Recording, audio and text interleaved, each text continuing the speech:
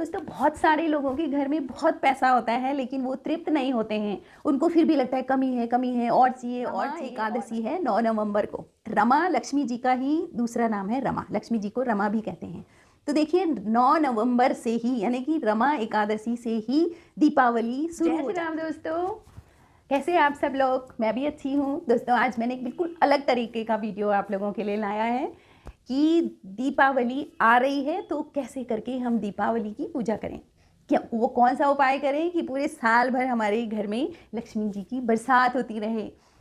दोस्तों लक्ष्मी जी को अपने घर में स्थायी रूप से सभी बैठाना चाहते हैं, लेकिन लक्ष्मी जी तो कभी स्थायी रूप से बैठती नहीं है। आपने देखा होगा जब भी उनकी फ़ोटो देखो उनके पैर दिखते नहीं हैं, वो एक जगह पर टिकती कहाँ है, वो तो चलती हैं।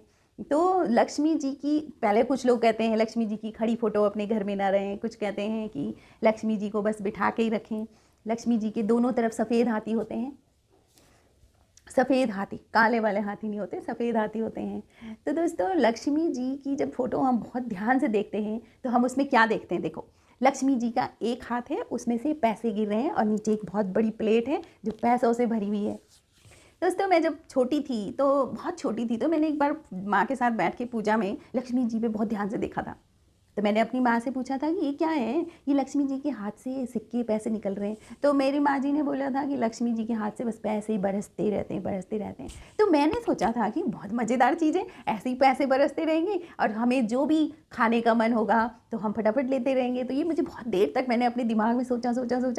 दोस्तों रात को मुझे सपना हुआ था, तो उस सपने में मैंने देखा कि मेरे हाथ से पैसे निकल रहे हैं और मैंने पैसे निकाला। पहले निकाला मैंने 10 का नोट, मैंने अपने भाई को दिया, जाओ मेरे लिए समोसे लेके आ।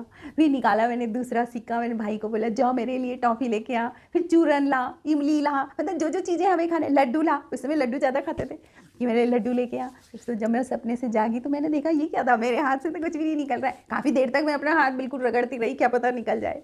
तो दोस्तों ये है हमारे मन की बात जो हम चाहते हैं।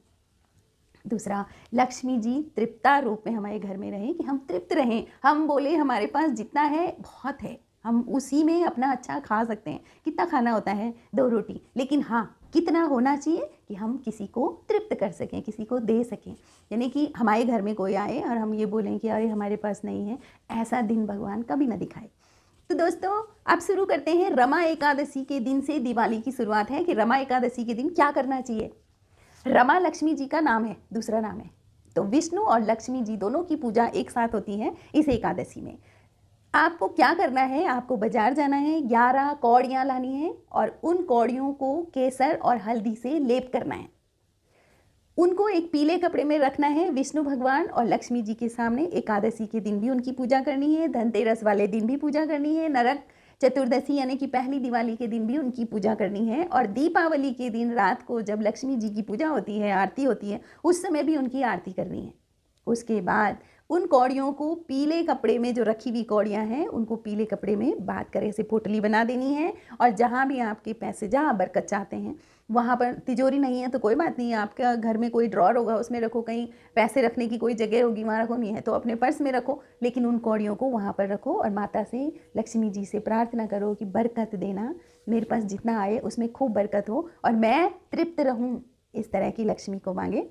और आदमी का लालच कभी कम नहीं होता, तो ये कि मुझे लालच ना हो, बल्कि मेरी जो इच्छाएं हैं, वो नीड हो, वो सारी पूरी हो, हमें ग्रीड ना हो, ये भी माता रानी से मांगे, क्योंकि फिर विस्फोट होता है। अगर आपने ऐसी भीतर रख दिया ना, तो आपकी ग्रीड है ना, भूख है, वो आपकी नीड नहीं है, तो वो आपको ज़रूर नुकसान देगी, जब जाएगी तो बहुत आपको नुकसान पहुंचाएगी।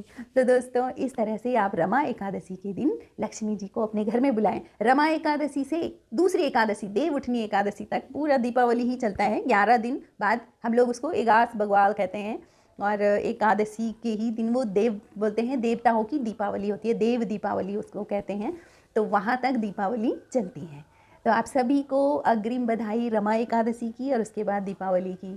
तो दोस्तों आपको वीडियो कैसे लगा, लाइक करें, कमेंट करें, मेरे चैनल को सब्सक्राइब करें। Thank you for watching.